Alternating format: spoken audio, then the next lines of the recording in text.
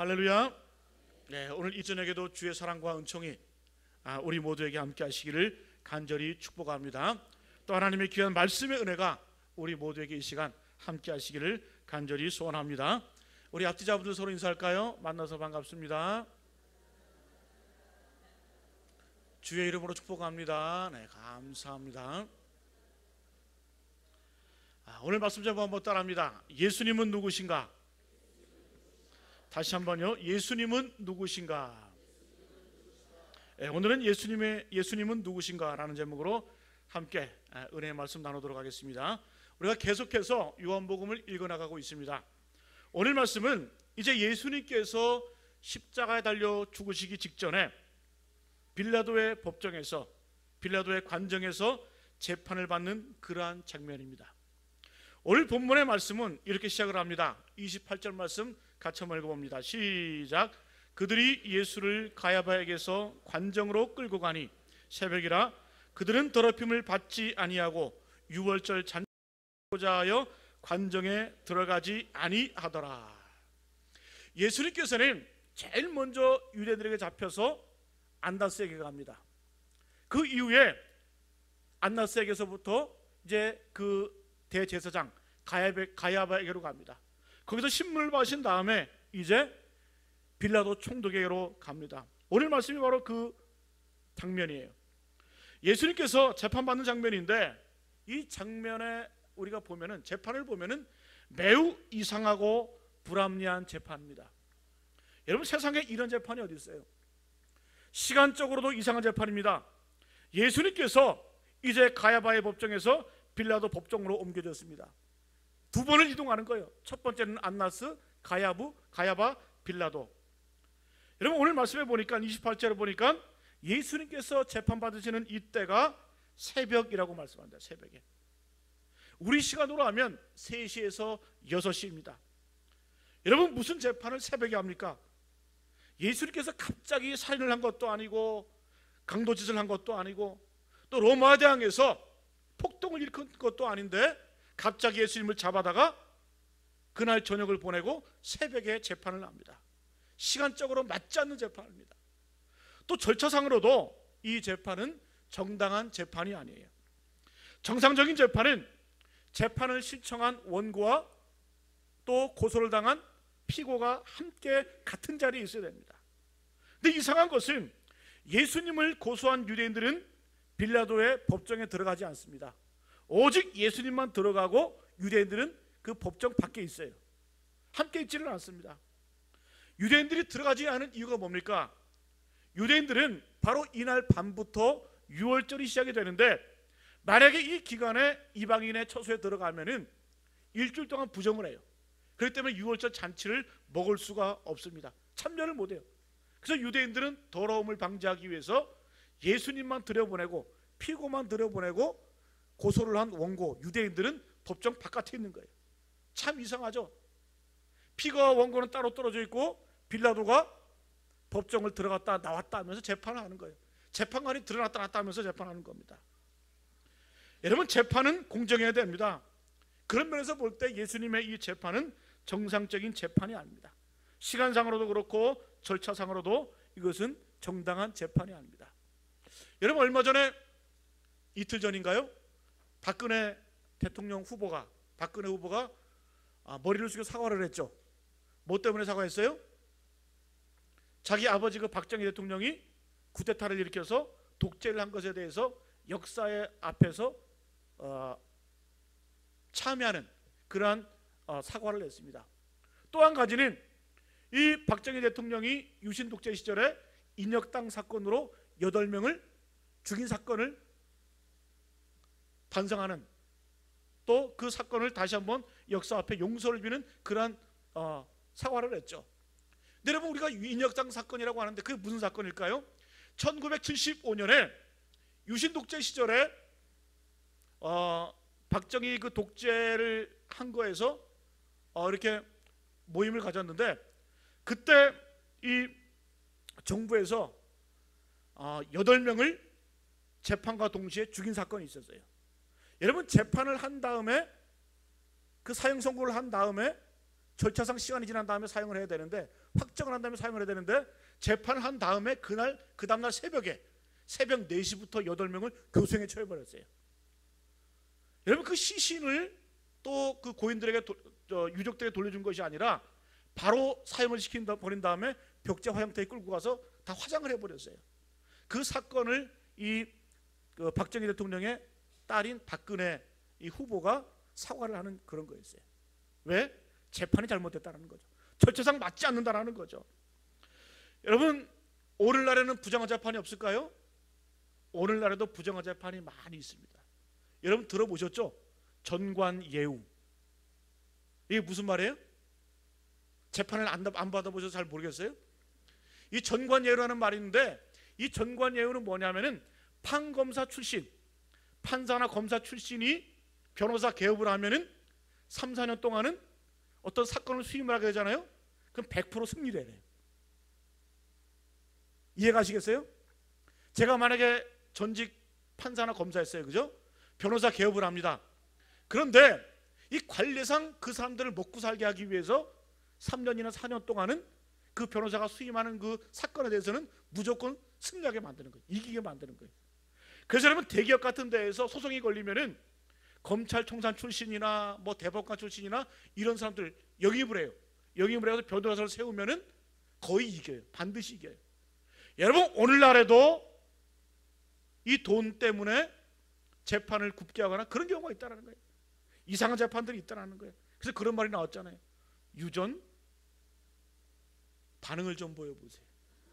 모르세요? 유전, 무전, 유전 무죄, 무전 유죄. 돈 있으면 무죄고 돈 없으면 유죄라는 거예요. 이 말은 뭡니까? 바로 오늘날에도 똑같이 많이 좋아지긴 했지만은 여전히 이 재판이 어떤 그러한 비정상적인 재판이 있다는 거예요. 예수님의 재판도 정상적인 재판이 아니었습니다. 시간상으로 급하게 새벽에 한 재판이고, 또 피고와 원고가 함께 신문을 받은 것이 아니라 오히려 재판관 빌라도가 왔다 갔다 하면서 재판을 해요. 오늘 우리가 이거 말씀해 보니까 이 빌라도는 예수님에게서 아무런 죄도 찾지를 못했습니다. 왜요? 예수님께서는 살인을 한 것도 아니고 강도짓을 한 것도 아니고 또 국가를 전복하기 위해서 폭동을 일으킨 것도 아니에요. 문제가 어떤 문제예요? 유대인들의 종교적인 문제였었어요. 그래서 이 빌라도는 아무런 죄를 지은 것이 없다라고 예수를 풀어주려고 하죠.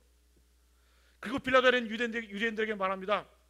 예수님을 데리고 가서 너희의 법대로 너희의 관례대로 재판을 하라는 거예요. 그때는 어떻게 합니까? 유대인들은 이 예수를 죽여야 된다. 그러면서 우리에게는 이 예수를 죽일 권리가 없으니까 로마법에 따라서 사형을 시켜달라고 이렇게 간청을 합니다. 그러면은 이 당시에 유대인들에게는 과연 사람을 죽일 권한이 없었을까? 죽일 수가 있었습니다. 종교적인 신성 모독을 했을 때에는 돌로 쳐 죽였어요. 잘 아시잖아요. 요한복음 8장에 보면은 유대인들이 가나마다 현장에 잡힌 여인들 데려가서 어떻게 해요? 돌로 쳐서 죽이려고 그러죠. 죽일 수가 있었습니다. 또 사도행전 7장에 보면은 이 스데반 집사가 순교를 당할 때에 뭐에 맞아 죽었어요? 돌에 맞아 죽었어요. 그 사도 바울이 옆에서 증인이 됐죠. 충분히 유대인들은 그들의 종교법상 사회법상 사람을 죽일 수 있는 그러한 권한이 있었어요. 그럼에도 불구하고 굳이 유대인들의 종교법대로 예수님을 죽이지 않고 빌라도의 손을 빌어서 죽이려고 하는 그 이유가 뭘까요? 의도된 계획이 있었다는 거예요. 거기에는 악한 그런 마음이 있었어요. 여러분, 그 당시에 사람을 죽일 때 사람을 십자가에 매달려 죽이는 것은 로마의 허락을 받았어야 돼요. 그런데 십자가 달리는 게 왜 중요하냐? 신명기 21장 23절에 보면은 나무에 달린 자는 하나님께 저주를 받았음이니라. 나무에 달린 자는 하나님께 저주를 받았습니다. 이런 말씀이 있는데, 사람이 십자가에서 죽었다고 하는 것은 뭘 상징한다 그랬어요? 하나님에게 저주받은 것을 상징을 해요. 자, 예수님을 죽이려고 하는데 그냥 죽일 수도 있지만은 굳이 십자가에 달려 죽이려고 하는 게 뭐예요? 예수 그리스도를 뭘로? 하나님의 저주받은 사람으로 만들기 위해서 십자가에 달려 죽이기를 작정했다는 거예요. 사람들에게 예수는 저주를 받아 죽었다, 그런 낙인을 찍혀버리기 위해서 예수님을 굳이 십자가에 달려 죽게 했다는 거예요. 여러분, 여기에는 인간의 잔인함이 있어요. 그냥 죽일 수도 있지만은 예수의 그 이름을 치욕의 이름으로 만들기 위해서, 저주의 이름을 만들기 위해서 십자가에 달려 죽이려고 했다는 거예요. 어쨌든 이 예수님께서는 빌라도의 판결에 의해서 십자가에 달려 죽었습니다. 그 사람이 빌라도라는 이름은 인류 역사상 가장 치욕적인 이름이에요. 여러분, 이 세상에서 가장 많이 욕먹는 사람이 누굴까? 오늘 답이 있어요. 빌라도. 여러분들 매주 일마다 욕하잖아요. 빌라도. 본디오 빌라도에게 고난을 받아서 십자가에 달려 죽으시고, 예수님은 누가 죽였어요? 빌라도가 죽였다 그랬잖아요. 그러니까 2000년 동안 가장 많이 욕먹고 가장 오랫동안 욕먹은 사람이 바로 빌라도예요. 빌라도. 예수님의 재판을 통해서 오늘 우리가 분명히 깨달아야 할 것이 있습니다. 오늘 이 두 가지에 집중하길 바랍니다. 빌라도의 두 가지 질문에 집중하시기 바랍니다. 빌라도의 첫 번째 질문은 33절과 37절에 보면 예수님이 이런 질문을 하죠. 내가 유대인의 왕이냐? 첫 번째 이 질문을 하고, 두 번째는 38절에 보니까 예수님에게 진리가 무엇이냐 라고 두 가지 질문을 합니다. 오늘 말씀을 통해서 이 두 가지 질문을 통해서 예수님은 누구신가 라고 하는 그런 해답을 얻기를 간절히 축복합니다. 이 두 가지 질문이 있어요. 예수님은 첫 번째 유대인의 왕이시고 예수님은 진리시라는 거예요. 자, 따라합니다. 첫 번째, 예수 그리스도는 유대인의 왕이시다. 예수님은 유대인의 왕이십니다. 33절에 빌라도가 예수님에게 묻습니다. 같이 한번 읽습니다. 33절 시작. 이에 빌라도가 다시 관정에 들어가 예수를 불러 이르되 내가 유대인의 왕이냐? 내가 유대인의 왕이냐라고 질문하는 거예요. 이때 예수님께서는 여러 가지 말씀을 하시다가 37절에 내 말과 같이 내가 왕이니라. 내가 한 것처럼 내가 왕이라는 거예요.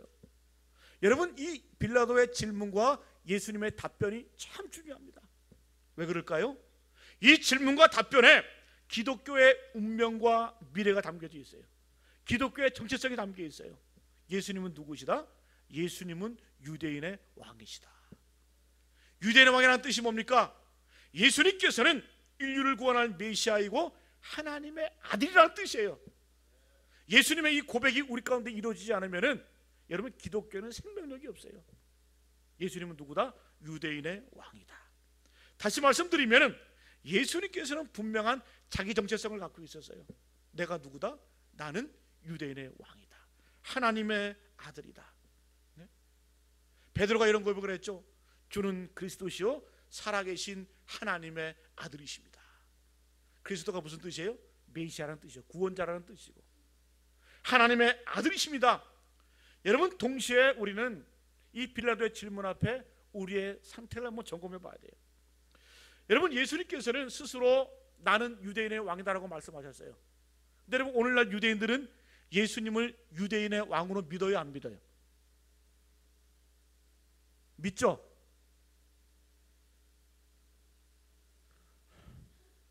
자, 다시 한번 질문합니다. 오늘날 유대인들은 예수님을 유대인의 왕으로 고백을 합니까? 안 합니까? 안 하죠. 한다는 사람은 누구예요? 예? 물론 유대인들 중에 예수님을 믿는 사람들이 있어요. 근데 대부분의 유대인들은 예수님을 메시아로 믿진 않아요. 뭘로 믿어요? 이스라엘의 선지자 중에 한 명으로 믿고 있어요. 선지자로는 믿고 있지만은 예수님을 유대인의 왕으로 믿지 않습니다. 왜 믿지 않을까? 그러면 도대체 유대인들은 예수님께서는 분명히 나는 유대인의 왕이라고 말씀하셨음에도 불구하고 유대인들은 예수님을 믿지 않는 이유가 뭘까? 그 이유가 여러분, 그 유대인 신학자 중에 유명한 분이 계세요. 마틴 부버라는 분이 계세요. 독일 사람인데 이 마틴 부버가 이런 말을 했어요. 기독교 신학자들에게. 이분은 예수 믿는 사람이 아니에요. 유대교 신학자. 이런 말을 했어요. 예수가 메시아라는 사실을 증명하려면 예수 이후에 이 세상이 무언가 달라지는 게 있어야 하지 않겠는가?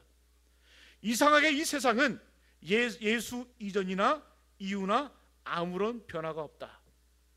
여전히 무지한 사람들이 고난을 받고 폭력과 증오가 지배하고 삶의 무의미가 우리를 감싸고 있다. 메시아가 왔다는 증거가 하나도 없는데 어떻게 예수를 메시아로 믿으라는 말인가? 기독교인들이 이 마틴 부부에게 질문한 거예요. 너희들은 왜 도대체 예수를 메시아로 고백하지 않느냐? 그러니까 이 마틴 부부가 이렇게 얘기를 한 거예요. 예수께서 이 땅에 왔다면, 예수께서 메시아로 이 땅에 왔다고 하면은 왜 이 세상에는 여전히 억압과 폭력과 증오가 존재하는가? 그럼 예수는 실패한 것이 아닌가?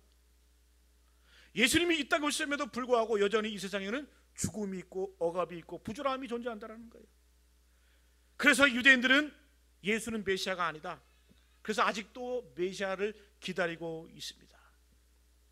그래서 유대인들은 아직도 이 세상을 확실하게 하나님의 나라로 변화시킬 그런 메시아를, 유대인의 왕을 기다리고 있습니다. 여러분, 이 마틴 부부의 말을 한번 들어보세요. 일리가 있지 않아요? 맞는 말이 아니에요?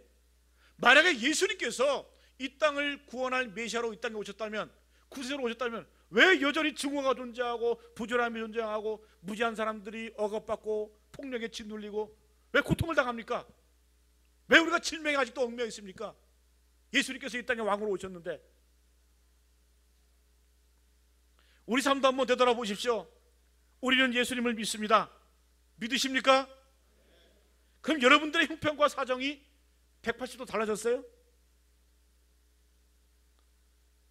여러분들 삶에 온전한 화평과 기쁨이 존재합니까? 아니죠. 여전히 남편은 속색이에요. 자식들은 방황을 해요. 여전히 사업도 잘 안 돼. 근데 그런데도 여러분들이 이렇게 고백하시면 주님이 나의 왕이십니다. 주님이 나의 구세주입니까? 여러분, 예수님 믿어서 내 외적인 삶이 변화된 것은 별로 없어요. 그러나 여러분 분명히 아시길 바랍니다. 마틴 부부가 놓친 게 있어요. 예수님께서는 우리의 외형적 삶의 조건을, 우리의 복지를 향상시키기 위해 그 정도로 이 땅에 오신 분이 아니라는 거예요. 만약에 그걸 해결해 주기 이 땅에 오셨다 하면은 예수님은 인류를 구원할 메시아가 아닙니다. 잘 생각해 보십시오. 만약에 하나님께서 우리에게 가장 필요한 것이 이 땅을 잘 다스릴 정치가였다고 한다면은, 정치를 세상을 변화시키길 원했다면은 하나님께서는 이 세상을 이처럼 사랑하사 누굴 보내주셨겠어요? 정치가를 보내줬겠죠. 만약에 우리 인간에게 가장 필요한 것이 병고침을 받는 것이었다고 한다면은 하나님께서는 이 세상을 이처럼 사랑하사 우리에게 누굴 보내줬겠어요? 진짜 의사를 보내줬겠죠. 만약에 우리 인간에게 가장 필요한 것이 교육이었다고 한다면은 하나님께서는 우리 인간에게 유능한 교육자를 보내주셨겠죠. 그러면 이러한 것들로는 우리는 영원한 생명을 얻을 수 없습니다. 마틴 부부는 인간의 삶의 그 외적인 조건을 봤지만은, 환경을 봤지만은 인간의 내면의 본질을 보질 못했어요. 여러분, 우리에게 가장 필요한 것이 무엇입니까? 정치가입니까? 교육가입니까? 의사입니까? 영원한 생명을 주시는 구원자이심을 믿습니다. 사랑하는 교회 여러분, 우리에게 가장 절실한 것은 바로 영원한 생명이에요. 죽을 수밖에 없는 그 죄인들이 사망으로부터의 구원이 우리에게, 인류에게는 가장 필요한 거예요. 그래서 예수님께서는 십자가에 달려 죽으시고 죽기 위해서 이 땅에 오셨다는 사실이에요. 사랑하는 교회 여러분, 분명한 사실은 우리가 예수를 우리의 왕으로 모셔드리면 내가 거하는 곳이 초막이나 궁궐이나 하나님의 나라가 되는 줄로 믿습니다. 우리가 여러분 예수님을 나의 왕으로 모신다 그래서 내 인생의 외적인 조건이 변화되는 거 아니에요. 물론 변화될 수도 있지만은 내 삶이 내 인간의 본질이 변화되는 거예요. 그래서 여러분 더 이상 환경과 조건에 좌지우지되는 그런 삶을 살지 않습니다. 사랑하는 여러분, 우리가 환경은 그대로지만 우리가 주님을 내 마음에 모신 이후에 내 삶이 변했잖아요. 바로 여러분들과 제가 증인 아닙니까? 여러분, 우리가 예수 믿는다 그래서 내 외적인 조건이 그렇게 눈에 띄게 변화된 것은 별로 없어요. 그럼에도 불구하고 우리 가운데 기쁨이 있습니다. 평화가 있습니다. 안식이 있습니다. 생명이 있습니다. 여러분, 이게 바로 예수 믿는 증거예요. 이게 바로 예수님이 나의 왕이 되시는 증거인 줄로 믿습니다. 여러분, 이런 분이 바로 우리의 왕 되신 예수 그리스도라는 사실이에요. 또 여러분, 우리가 분명히 깨달을 것은 예수님께서는 분명한 자기 정체성을 가지고 계셨어요. 빌라도가 내가 유대인의 왕이냐 물었을 때 주님 뭐라고 말씀하셨어요? 그래, 내가 유대인의 왕이다. 이 말은 뭡니까? 예수님은 자기 자신이 누군지 분명히 아셨다라는 거예요. 여러분, 우리가 예수님처럼 우리 예수 믿는 사람들은 자기 정체성이 분명해질 줄로 믿습니다. 그래야 여러분 우리 땅을 살아갈 때 능력이 있는 거예요. 사도 바울 보세요. 분명한 자기 정체성이 있었어요. 사도 바울은 그의 서신서에서 자기를 소개할 때 첫 번째 제일 먼저 하는 말이 예수 그리스도의 종 바울은 사도로 부르심을 받아 하나님의 복음을 위하여 택함을 입었나니. 나는 누구다? 예수 그리스도의 종이다. 또 하나님의 사도다. 또 나는 어떤 사람이다? 하나님의 복음을 위하여 택함을 받은 사람이다. 분명한 자기 정체성이 있었기 때문에 시험이 오고 어려움이 오고 고난이 와도 이길 수 있었단 말이에요. 왜? 나는 하나님의 사도이기 때문에, 예수 그리스도의 종이기 때문에. 여러분, 내가 예수님의 종이다, 이 말은 뭡니까? 내가 하나님에 대해서 내가 나를 어떻게 생각하냐의 문제예요. 또 내가 하나님의 사도라는 의미는 내가 사도가 된다고 사도가 되는 거 아니에요. 하나님이 나를 사도로 불러주셔야 내가 사도가 되는 거예요. 그러니까 이 사도벌의 고백 가운데는 내가 나를 어떻게 생각하느냐, 또 하나님이 나를 어떻게 생각하느냐, 두 가지가 다 들어있는 거예요. 이거 보면 여러분 끝난 거 아니겠어요? 여러분들은 누구세요? 내가 나를 알아야 돼. 두 번째는 하나님이 나를 뭐라고 불러주시는지 분명히 알아야 돼. 이 두 가지가 확실하면은 흔들림이 없어요. 고난이 와도 여러분, 역경이 와도 흔들리지 않습니다. 여러분, 예수님께서 인간의 몸을 입고 오시고 십자가를 향해 당당히 나갈 수 있었던 그 이유가 뭡니까? 그 힘이 어디서 나왔어요? 나는 하나님의 아들이다. 네? 분명한 정체성이 있었기 때문에 십자가를 향해 담대히 나갈 수 있었다는 사실이에요. 예수님의 그 고백처럼 우리 모두도 분명한 정체성을 가지기를 간절히 축복합니다. 이 정체성만 확실하면은, 이 소속감만 확실하면은 자신감이 있는 거예요. 예? 오직 너희는 택하신 족속이요 왕 같은 제사장이요 거룩한 나라에 그의 소된 백성. 우리는 누구예요? 왕 같은 제사장이에요. 거룩한 하나님의 백성입니다. 이런 분명한 자신감을 가지고 사시기를 간절히 축복합니다. 예수 그리스도는 유대인의 왕이시다. 구원자시다. 두 번째 따라합니다. 예수 그리스도는 진리다. 예수 그리스도는 진리입니다. 빌라도는 예수님 앞에 또 다른 중요한 질문을 하죠. 38절 말씀 같이 한번 읽어봅니다. 시작. 빌라도가 이르되, 이 말을 하고 다시 유대인들에게 나가서 이르되, 나는 그에게서 아무 죄도 찾지 못하였노라. 빌라도가 이제 예수님에게 또 다른 질문을 합니다. 진리가 무엇이냐? 그런데 질문을 하긴 했는데 대답은 듣지 않았어요. 빌라도가 이르되 진리가 무엇이냐 하더라. 이 말을 하고 어떻게 했어요? 뒤돌아서서 다시 유대인들에게 나가서 말을 거는 거죠. 그러니까 질문만 했지 대답은 얻지 못했어요. 여러분, 진리가 무엇이냐? 참으로 중요한 질문인 줄로 믿습니다. 성경에서는 이 진리라는 단어가 222개 구절에 나오는데 이 반복된 횟수가 235회 나타나고 있어요. 235번이나 진리라는 말이 언급이 되는데 그만큼 진리가 중요하다는 얘기예요. 진리를 안다는 것은 참으로 중요합니다. 세상에 많은 사람들이 이 진리를 찾기 위해서 목숨을 걸었고 자기의 일생을 걸었습니다. 그래서 공자도 그런 얘기를 하잖아요. 조문도 석사가야라. 내가 아침에 도를 들으면, 내가 아침에 진리를 발견하면 저녁에 죽어도 좋다. 그만큼 여러분, 우리 인생에게는 진리가 중요한 거예요. 여러분, 중요한 것은 따라합니다. 진리는 발명하는 것이 아니라 발견하는 것이다. 여러분, 명심하시기 바랍니다. 진리라고 하는 것은 발명하는 게 아니에요. 다시 말씀드리면 진리는 만들어지는 게 아니에요. 뭐다? 발견되는 것이다. 여러분, 이단들의 특징이 뭔 줄 아세요? 진리를 자꾸 만들려고 그래. 그러잖아요. 내가 진리다, 내가 재림 예수다, 내가 진정한 하나님이다. 그래서 여러분, 문선명은 통일교를 만들었잖아요. 자꾸 해서 진리를 만들려고 그래. 또 여러분, 이만희는 신천지를 만들었잖아요. 그러니까 이단들의 특징은 분명히 하시기 바랍니다. 진리를 자꾸 만들려고 그래. 네, 여러분, 진리는 발명되는 게 아니라, 만들어지는 것이 아니라 발견되는 거예요. 진리는 언제나 그 자리에 있습니다. 진리는 변함이 없습니다.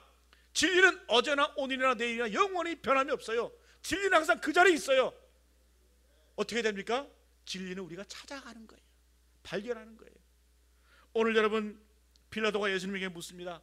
진리가 무엇이냐? 질문은 했지만은 대답은 기다리지 않았어요. 질문은 좋았지만은 이 역사적인 질문에 예수님의 답변을 듣지 못했습니다. 다시 말씀드리면 진리 앞에서 진지함이 없었다는 거예요. 질문을 했지만은 진지함이 없었다는 거예요. 빌라도는 진리가 무엇인가라고 질문을 했습니다. 근데 중요한 사실은 진리가 바로 앞에 있었다는 사실이에요. 진리가 바로 앞에 있었지만은 빌라도는 그 진리를 보지를 못했어요. 찾지를 못했어요. 발견하지 못했어요. 여러분, 진리는 발견해야 될 것이 되고 누릴 수 있는 줄로 믿습니다. 빌라도 여러분 비극은 뭡니까? 빌라도는 진리에 대해서 물으면서도 진리에 대해서는 듣지 않았다는 거예요. 마치 우리가 기도는 하지만 하나님의 답변을 기다리지 않는 것처럼 빌라도의 자세도 진지하지가 못했다는 거예요. 사랑하는 교회 여러분, 오늘 이 저녁에 진리 되신 예수님을 깊이 만나시길 바랍니다. 왜? 진리는 여러분 내가 만드는 것이 아니라 내가 찾는 거예요. 찾고 궁구하면은 여러분 진리는 내 안에서 발견이 되는 거예요. 사모하는 마음이 있어야 돼요. 오늘 여러분 우리가 이 자리에 왜 나왔습니까? 진리의 사모하는 마음이 있어야 나온 거 아니겠어요? 요한복음 14장에서 도마가 예수님에게 묻죠. 요한복음 14장 5절 말씀 같이 한번 읽어봅니다. 도마가 이르되 주여 주께서 어디로 가시는지 우리가 알지 못하거늘 그 길을 어찌 알겠사옵나이까. 도마가 질문하죠. 길을 묻죠. 도를 묻죠. 도가 뭡니까? 진리죠. 진리를 묻고 있습니다. 그때 예수님께서 14장 6절에 뭐라고 말씀해요? 시작. 예수께서 이르시되 내가 곧 길이요 진리요 생명이니 나로 말미암지 않고는 아버지께로 올 자가 없느니라. 주님 분명히 말씀하잖아요. 내가 곧 길이요 진리요 생명이다. 길과 진리와 생명은 따로 떨어진 게 아니에요. 길은 뭡니까? 진리로 향하는 통로예요. 우리가 진리에 다다르게 되면 뭘 얻습니까? 생명을 얻는 거예요. 길과 진리와 생명은 따로 떨어진다는 거. 우리가 예수님이 제시하신 그 길을 가게 되면 우리는 진리를 발견됩니다. 진리를 발견하면 그 진리에는 능력이 있어서 우리가 생명을 얻게 된다는 거예요. 여러분, 예수님께서는 내가 곧 길이라고 말씀하셨습니다. 유일한 길. 그런데 여러분, 사람들은 착각을 하죠. 진리에 이르는 길은 많다고 생각을 합니다. 제가 예전에 등산 자주 다닐 때는 북한산을 자주 다녔는데, 북한산은 올라가는 길이 여러 군데가 있어요. 구기동에서도 올라가고 도봉구에서도 올라가고 또 송추에서도 올라가고 불광동에서도 올라가고 또 수유리 쪽으로 올라가기도 하고 길이 많은데 정상은 하나죠. 그죠? 자, 우리가 종교를 보는 관점도 이런 사람들이 많이 있어요. 야, 우리가 뭐 진리는 하나지만은 가는 길이 다 다를 수 있지 않냐? 불교도 그렇고 기독교도 그렇고 유대교도 그렇고 다 가는 길이 다 다를 뿐이지 진리는 똑같지 않냐? 여러분들 그렇게 생각하세요? 이렇게 하시는 분들은 뭐예요? 여러분, 종교학에서는 이걸 포괄주의래요. 포괄주의. 뭐예요? 다 길은 다르지만은 다 한 곳에 이른다라는 거예요. 두 번째, 다원주의가 다원주의. 길도 틀리고 진리도 다르다라는 거예요. 각 종교마다 각기 자기 길이 있다라는 거예요. 그리고 한 정상에 모이는 것이 아니라 각기 진리가 있다라는 거예요. 이걸 바로 다원주의라 그래요. 여러분, 기독교는 배타주의예요. 예수 이외에는 다른 길이 없습니다. 오직 예수만이 진리이고 생명이요 길인 줄로 믿습니다. 사도행전 4장 12절 말씀에 다른 이로서는 구원을 받을 수 없나니 천하인간의 구원을 얻을 만한 다른 이름을 우리에게 주신 일이 없다고 말씀하셨어요. 그래서 여러분, 철저하게 우리가 진리 앞에서는 배타적일 수밖에 없다는 사실이에요. 그래야 여러분, 우리가 살아갈 때는 다원적인 삶을 살아야 돼요. 이해할 수 있어야 돼요. 그러나 여러분, 진리 앞에서는 배타적일 수밖에 없다는 사실이에요. 여러분, 진리 되신 예수님과 걸어가시길 바랍니다.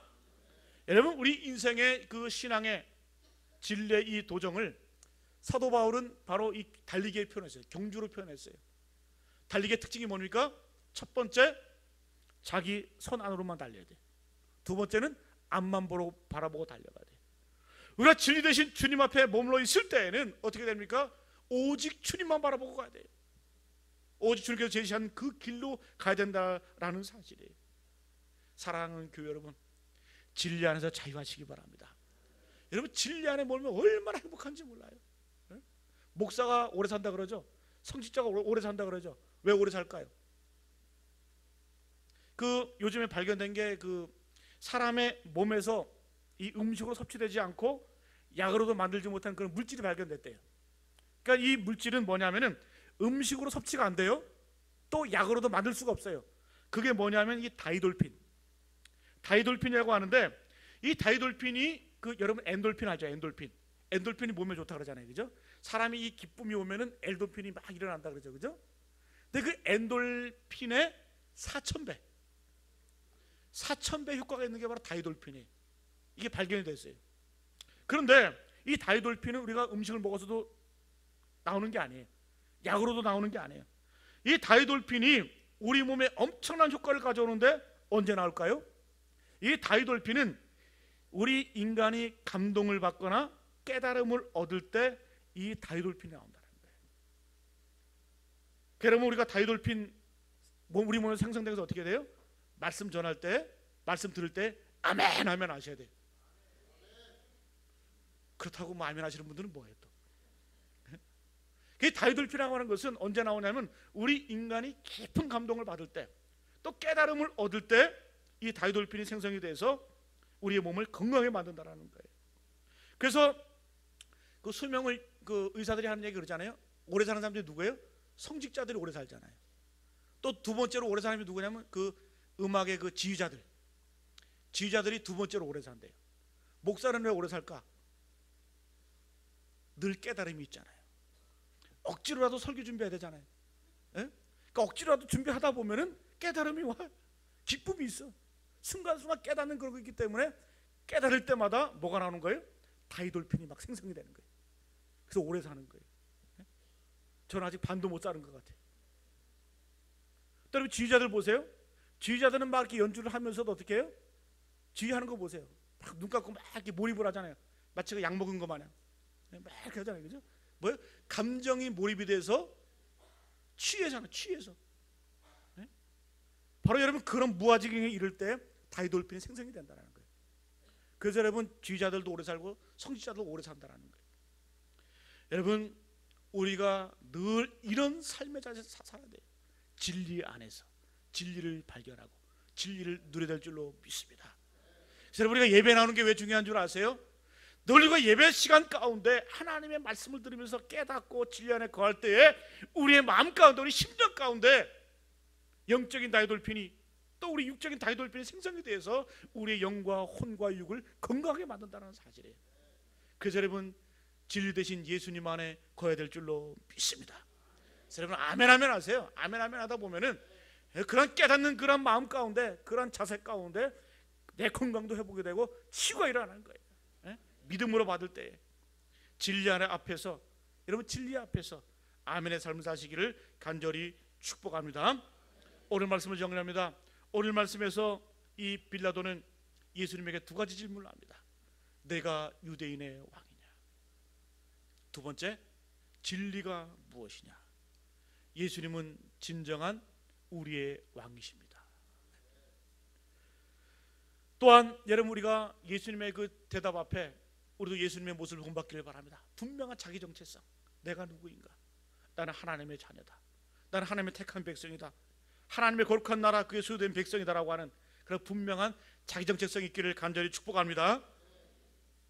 또 예수 그리스도 안에서 진리를 발견하고 늘 진리가 안에 거하고 진리 안에서 자유함을 누리시기를 간절히 축복합니다. 그럼 우리의 영혼과 혼과 육이 주 앞에 온전해지기를 간절히 축복합니다. 이런 결단의 마음을 담아서 우리 아까 찬양한 주님 다시 오실 때까지 우리 찬양하며 기도하겠습니다.